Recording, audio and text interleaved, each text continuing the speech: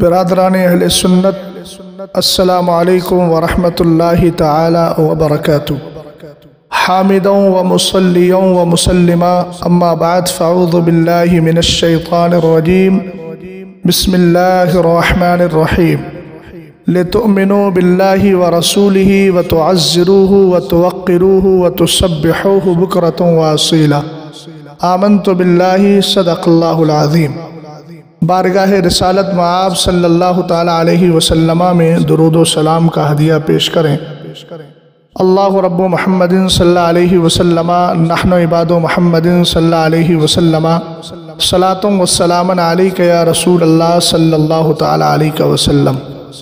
احباب اہل سنت، آج میں آپ سے ایک ضروری مسئلے پر گفتگو کرنے کے لیے حاضر آیا ہوں اور آپ سے مخاطب ہوں۔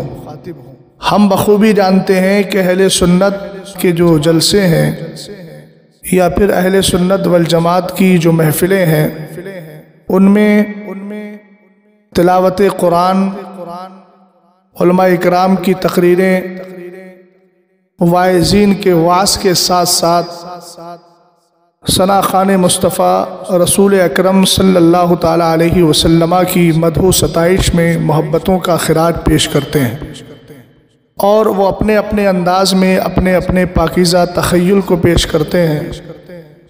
کوئی سرکار دو عالم صلی اللہ تعالی علیہ وسلم کی مدح و ستائش میں جو تشریعی حیثیت ہے اس کو بیان کرتا ہے، یا سرکار علیہ السلام کو رب نے کونین کا مالک بنایا ہے، اس پر کوئی شعر پیش کرتا ہے، اور کچھ ایسے ہیں جو سرکار دو عالم صلی اللہ تعالی علیہ وسلم کے دیدار پاک کو حاصل کرنے کی غرض سے اپنی محبتوں کا خراج پیش کرتے ہیں اور تمنائے دیدار مصطفیٰ کیا کرتے ہیں، جسے سرکار مفتی اعظم ہند رضی اللہ تعالی عنہ نے یہ کہا، حبیب خدا کا نظارہ کروں میں، دل و جان ان پہ نثارہ کروں میں۔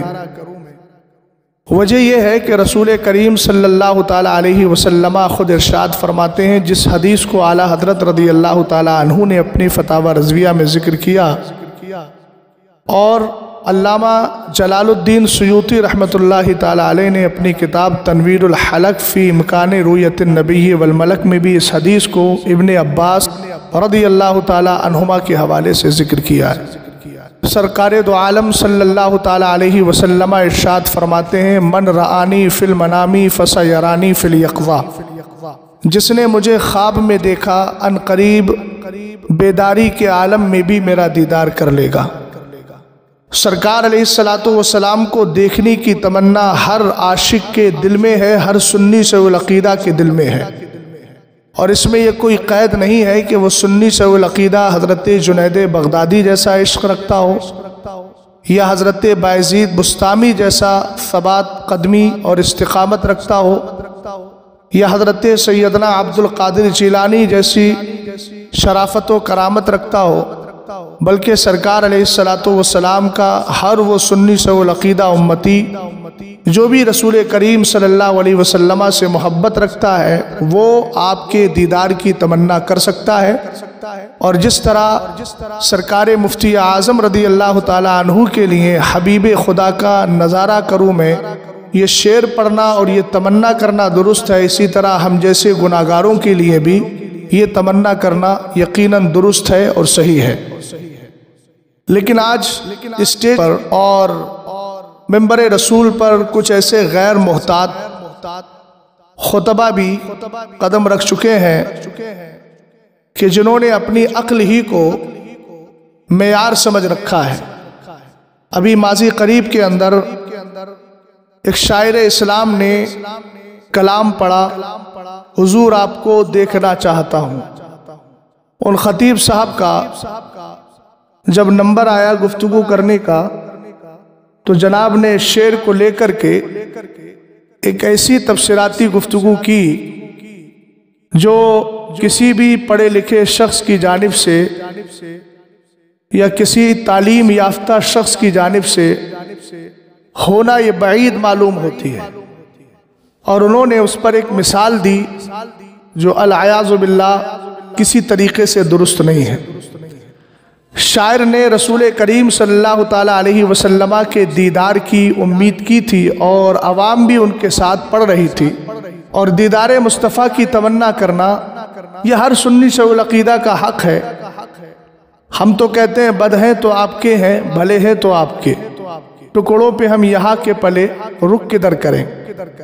اعلیٰ حضرت رضی اللہ تعالیٰ عنہ نے جو شعر لکھا درود پاک کے اندر، اور وہ اپنے لیے نہ صحیح لیکن ہم جیسے گناہگاروں کے لیے پوری طرح فٹ آتا ہے۔ گندے نکمے کمین مہنگے ہیں کوڑی کے تین، کون ہمیں پالتا تم پہ کروڑوں درود۔ ہم نے خطا میں نہ کی تم نے عطا میں نہ کی، کوئی کمی سرورا تم پہ کروڑوں درود۔ ہر انسان جانتا ہے کہ رسول کریم صلی اللہ تعالیٰ علیہ وسلم رحم و کرم فرمانے والی ذات کے مالک ہیں۔ آج ہم تمنا کر رہے ہیں نہ جانے کل رسول کریم علیہ السلام کا دیدار نصیب ہو جائے اور حضور اکرم صلی اللہ تعالیٰ علیہ وسلم اس دیدار کے صدقے میں ہماری زندگی درست فرما دے۔ فضائل ابن عیاض کے بارے میں کون نہیں جانتا ہے کہ وہ ڈاکہ زنی کیا کرتے تھے لیکن نماز فجر کے بعد تلاوت قرآن میں مشغول رہتے۔ تو ان سے پوچھا گیا کہ آپ ایسا بھی کرتے ہیں، تلاوت بھی کرتے ہیں اور رات میں ڈاکہ زنی بھی کرتے ہیں؟ آپ نے فرمایا قرآن کہتا ہے ان الحسنات یذھبن السیئات، اچھائیاں برائیوں کو ختم کر دیا کرتی ہیں۔ تو سرکار علیہ السلام کے دیدار کی تمنا کرنا یقیناً بہت بڑی اچھائی ہے، بڑی کام کی بات ہے۔ اگر مدینے والے نے قبول فرما لیا اور دیدار مصطفیٰ نصیب ہو گیا تو جو اس بندی کی زندگی میں خرابیاں ہیں ہمیں یقین ہے کہ حضور پاک صلی اللہ تعالیٰ علیہ وسلم اس کو درست فرما دیں گے۔ اب اس موقع پر یہ مثال دینا کہ یہ منہ اور پودینی کی چٹنی العیاذ باللہ اگر ذرا بھی علم بیان اور علم تشبیہ سے شغف ہے اور تمثیل کے تعلق سے کچھ معلومات رکھتے ہیں تو جناب کو یہ معلوم ہونا چاہیے کہ یہ منہ کس کے لیے کہا آپ نے؟ وہی جو سرکار دو عالم صلی اللہ تعالیٰ علیہ وسلم کے دیدار کی تمنا کر رہے تھے، شاعر کے ساتھ مل کر پڑھ رہے تھے۔ پودینی کی چٹنی سے آپ نے کس کو تشبیہ دی ہے؟ دیدار مصطفیٰ کو، معاذ اللہ رب العالمین۔ اور اس موقع پر یہ مثال لانے کی آپ کو جرأت بیجا ہوئی، قطعاً یہ درست نہیں ہے۔ رسول کریم علیہ السلام کے دیدار کی تمنا ہر مومن کر سکتا ہے۔ اگر آپ نے کسی کتاب میں یہ تفصیل پڑھی ہو کہ رسول کریم علیہ السلام کے دیدار کی تمنا وہی شخص کر سکتا ہے جو حضرت جنید بغدادی جیسا تقوی رکھتا ہو، سری سختی جیسا شرف رکھتا ہو، یا حضرت معروف کرخی جیسی پرہیزگاری رکھتا ہو، تو جناب یہ تفصیل ہمیں بھی بتائیے۔ دوسری بات یہ ہے کہ جتنے وہاں سرکار دو عالم صلی اللہ تعالیٰ علیہ وسلم کے دیدار کی تمنا کر رہے ہیں سب سنی شیخ العقیدہ ہیں، اور سنی شیخ العقیدہ سرور کائنات صلی اللہ علیہ وسلم سے محبت کرتا ہے۔ عمل کی بنیاد پر کوئی کافر تو ہو نہیں جاتا۔ عمل کی بنیاد پر اگر بدعملی کسی کے اندر آ گئی تو وہ کافر نہیں ہو جاتا ہے، بلکہ وہ مومن رہا کرتا ہے جب تک کہ ضروریات دین میں سے یا ضروریات اہل سنت میں سے کسی ایک کا انکار نہ کرے۔ ضروریات اہل سنت میں سے کسی کا انکار کرے گا تو گمراہ ہوگا، ضروریات دین میں سے کسی کا انکار کرے گا تو کافر ہوگا۔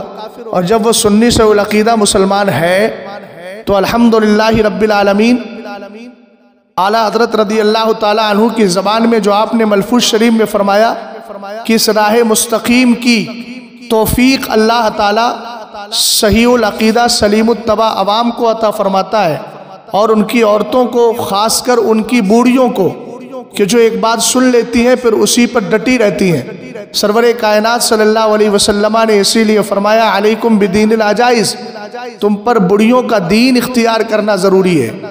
تو جناب ہوش کے ناخن لیجئے، رسول کریم علیہ السلام کی تمنا کے دیدار کی تمنا کرنا یہ ہر مومن کا حق ہے، کوئی بھی کر سکتا ہے۔ رسول کریم علیہ السلام اگر کرم فرمائیں گے اور دیدار مصطفیٰ نصیب ہوگا تو یقیناً ہمیں معلوم ہے کہ کہ اس بندے کی زندگی سدھر جائے گی، چونکہ سرکار علیہ الصلوۃ والسلام کا تشریف لانا ہی اس کی زندگی کے سدھارنے کا سبب بنے گا۔ اس لیے اتنا ہی بولیے جتنا آپ نے کتابوں میں پڑھا ہے۔ بلا وجہ یہ کہنا کہ میں کڑوی ڈوز دیتا ہوں، آپ کڑوی ڈوز نہیں دے رہے ہیں، در حقیقت آپ بہت ساری باتوں کا تمسخر اڑا رہے ہیں، مذاق اڑا رہے ہیں جن کی شریعت نے اجازت نہیں دی ہے۔ دعویٰ بلا دلیل سے بچنے کے لیے میں ایک مثال اور پیش کر رہا ہوں، چونکہ میں ایسے خطیبوں کی گفتگو سنتا بھی نہیں ہوں، لیکن کچھ حضرات نے میرے پاس جو ہے سوالات پیش کیے اور جناب کی گفتگو کا کچھ حصہ مستق ارسال کیا۔ ایک میں جناب یہ کہہ رہے ہیں کہ کوئی کہتا ہے ایک بار سبحان اللہ کہو 10 پیڑ لگ جائیں گے، اور اس میں پھر ایک بہودہ جملہ بول رہے ہیں کہ زمین تیرے باپ کی ہے۔ اگر مدرسے میں رہ کر بخاری شریف یا ترمذی شریف یا حدیث کی کوئی کتاب پڑھی ہوتی، یا فن حدیث سے کچھ شغف ہوتا، یا مطالعے کا ذوق شوق ہوتا، تو یہ غیر محتاط گفتگو کرنے سے جناب پرہیز کرتے۔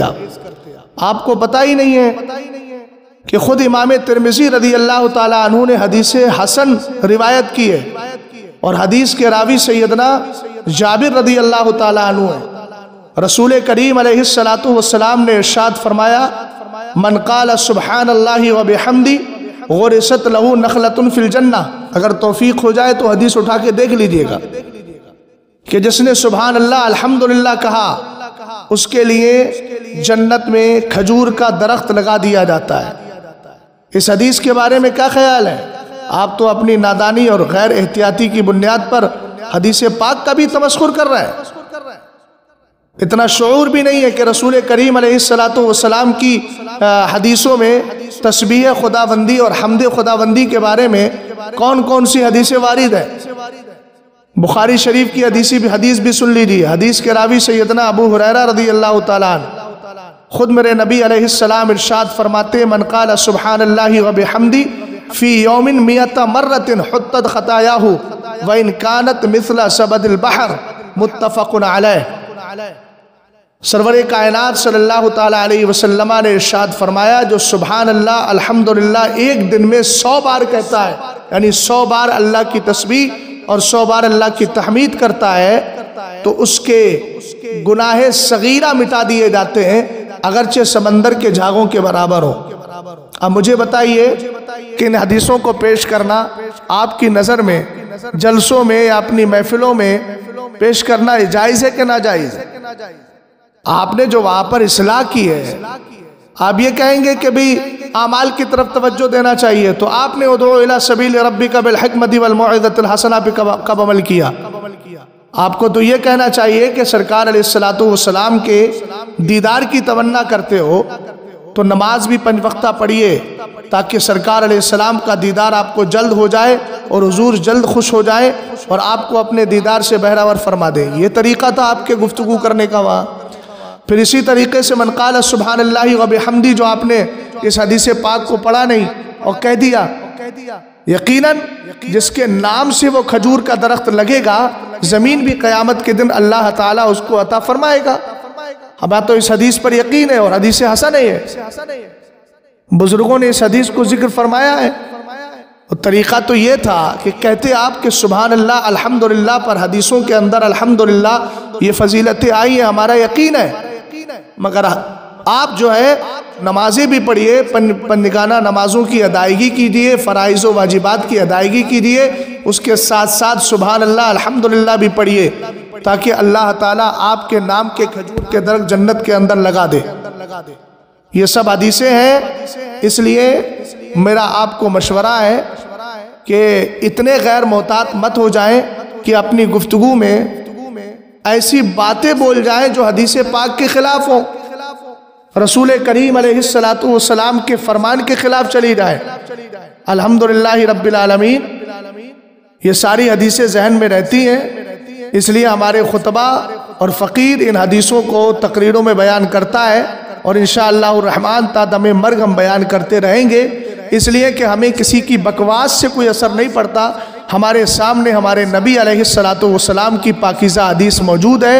اللہ تعالیٰ اپنے خاص فضل و کرم سے ہم سب کو عمل خیر کی توفیق عطا فرمائے، اور غیر محتاط لوگوں کی گفتگو سے اور ان کے طرز خطاب اور ان کے بیان سے ہم سب کو محفوظ و مامون رکھے۔ اہل سنت والجماعت کے اندر اتفاق و اتحاد پیدا فرمائے۔ قرآن و حدیث کی روشنی میں سارے خطبہ کو گفتگو کرنے کی توفیق عطا فرمائے۔ بیجا تنقیدوں سے اللہ تعالی ہم سب کو محفوظ و مامون فرمائے۔